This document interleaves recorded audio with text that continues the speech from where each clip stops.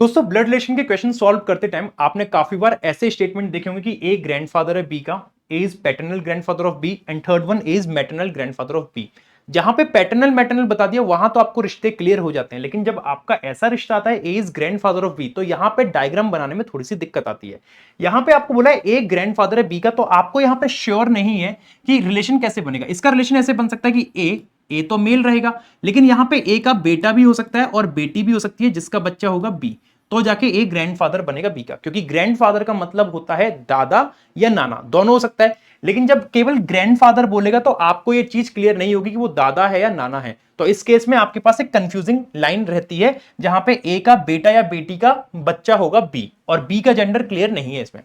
अब बोला जाए ए इज पैटर्नल ग्रैंडफादर, तो जब ये लाइन आती है ना, ये आपको क्लैरिटी देती है कि ए के बेटे का बच्चा है बी, क्योंकि पैटर्नल मतलब होता है आपके जैसे मैं हूं तो मेरे जो पिता होंगे और मेरा जो बच्चा होगा, तो मेरे जो पिता हैं मेरे बच्चे के पैटर्नल लगेंगे, क्योंकि पिता की साइड से पैटर्नल रिश्ता होता है और मां की साइड से मैटरनल रिश्ता। तो ए पैटर्नल ग्रैंडफादर है बी का, इसका मतलब हो गया कि ए एक लड़का है जिनका एक बेटा होगा और उनका बच्चा कौन होगा बी, तो ए पैटर्नल ग्रैंडफादर हो गया बी का, है ना, जो फादर की साइड से लगते हैं। और सिमिलरली ए मैटरनल ग्रैंडफादर है बी का, तो इसका रिलेशन कैसे बनेगा कि ए